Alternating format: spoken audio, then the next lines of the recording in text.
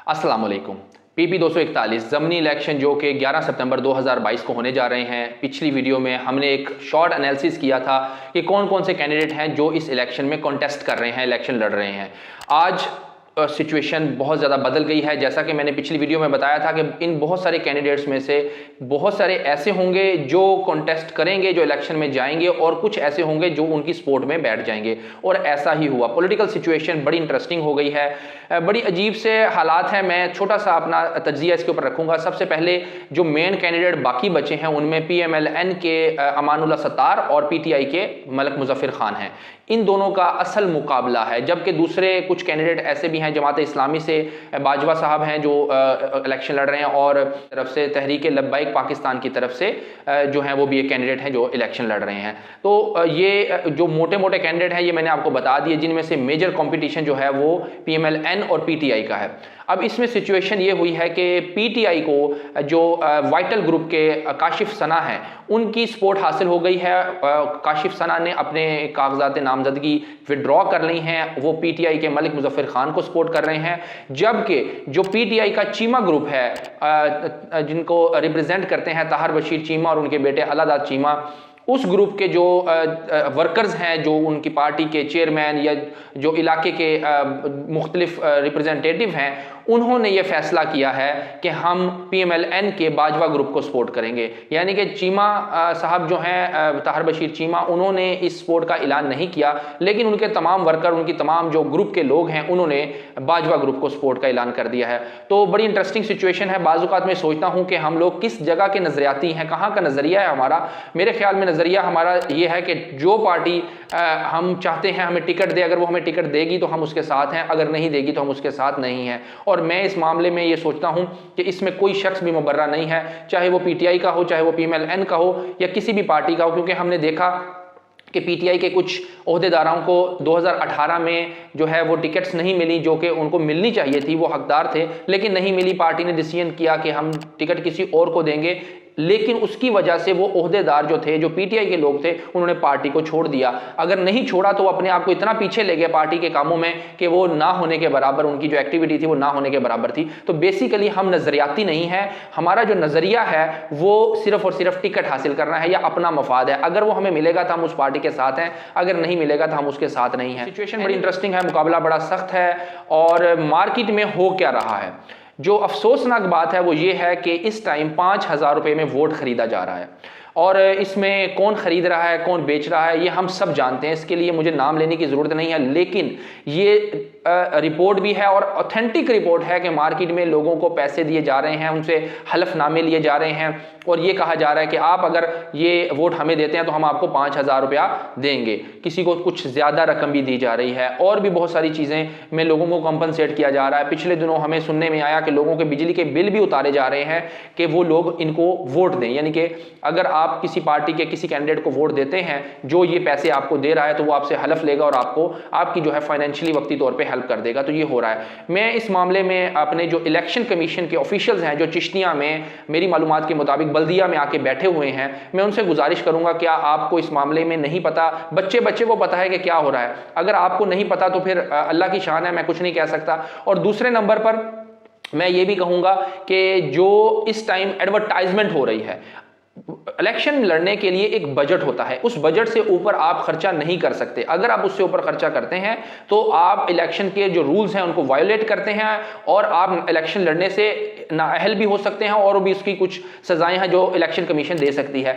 मैं ये जानना चाहता हूं कि पूरे इलाके में जो कंपेन की जा रही है, जो खर्चा किया जा रहा है, क्या ये उस बजट के अंदर है या बजट से बाहर है? मैं 100% गारंटी से कह सकता हूं कि ये उस बजट से बहुत बाहर है। लेकिन क्या इलेक्शन कमीशन के ऑफिशियल्स को ये नजर नहीं आ रहा? जब ये इतना ज्यादा खर्चा किया जाता है तो अमूमी तौर पे जो एक आम इंसान अगर वो इलेक्शन लड़ना भी चाहे वो लड़ ही नहीं सकता, क्योंकि वो इतना पैसा खर्च नहीं कर सकता। इसीलिए इलेक्शन के रूल्स में, ये कवानीन में ये चीज रखी लिखी गई है कि ये इतनी अमाउंट से ज़्यादा कोई शख्स खर्च ना करे, ताकि अगर कोई आम इंसान जो कि मिडिल क्लास है अगर वो भी इलेक्शन लड़ना चाहता है तो वो लड़ सके, ये सिर्फ जागीरदारों और अमीर लोगों का शौक ना बन जाए, जो कि ये बन चुका है। अभी जो हालात हैं आप देख सकते हैं किस तरह खर्चा किया जा रहा है, जिसके मैं बिल्कुल खिलाफ हूं, क्योंकि याद रखें जो खर्चा करता है वो बाद में निकालेगा भी, और हमारी जेब से निकालेगा, चाहे वो किसी भी तरीके से निकाले, वो हमारी जेब से निकालेगा, और ये हमारे लिए बिल्कुल ठीक नहीं है, कानून की भी खिलाफ वर्जी है, और ये किसी लिहाज से इखलाकी लिहाज से भी ठीक नहीं है।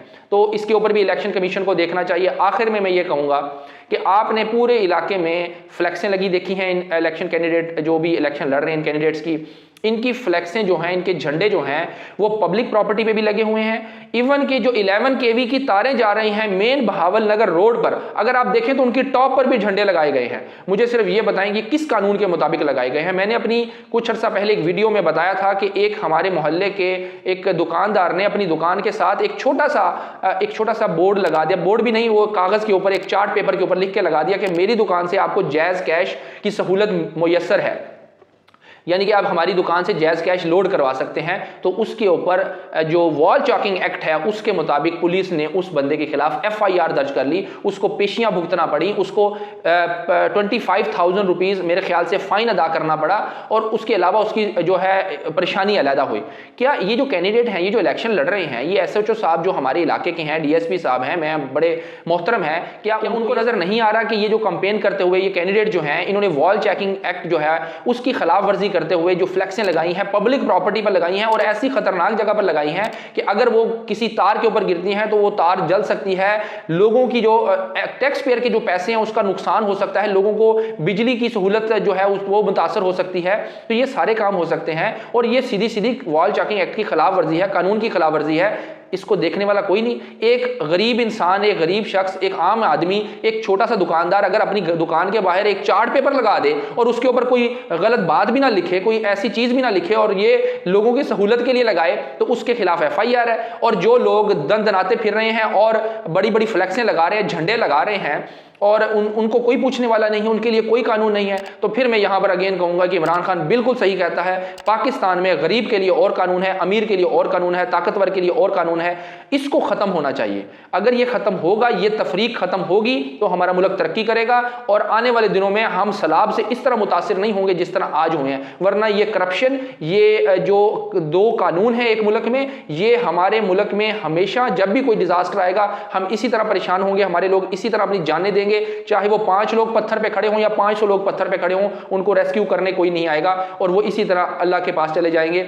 और इसके लिए अगर हमें बदलना है तो अपनी सोच को बदलना है, इस कानून को बदलना है कि गरीब के लिए और कानून है, अमीर के लिए और कानून है, हमें सब के लिए कानून बनाना है। आखिर में मैं यही कहूंगा कि जो मौजूदा सियासी सूरत हाल है वो गर्मा गर्म है चिश्तिया में। दोनों पार्टीज बहुत ज़बरदस्त कंपेन कर रही हैं, यानी कि जो वो लोगों के पास जा रहे हैं, गाँव में, शहरों में, हर जगह वो एक्टिव हैं। 24 आवर्स इस टाइम वो एफर्ट कर रहे हैं कि मैक्सिमम लोगों को अपने साथ मिला सकें, वोट ले सकें, और देखते हैं कि कौन इस दफ़ा इलेक्शन में नंबर लेकर जाता है। बहरहाल दोनों पार्टीज PMLN PTI इस टाइम बहुत एक्टिव हैं अपनी कैंपेन में, और सुना है कि PTI के इमरान खान साहब जो हैं, चेयरमैन इमरान खान, वो 7 तारीख को 7 सितंबर को चिश्तियाँ आ रहे हैं, और इसमें चिश्तियाँ में वो जलसा करेंगे।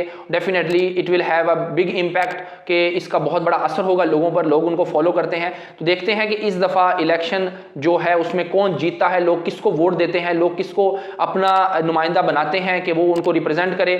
ये उम्मीद है आप इस वीडियो को लाइक भी करेंगे, शेयर भी करेंगे। आप लोगों का शुक्रिया। अल्लाह हाफिज़।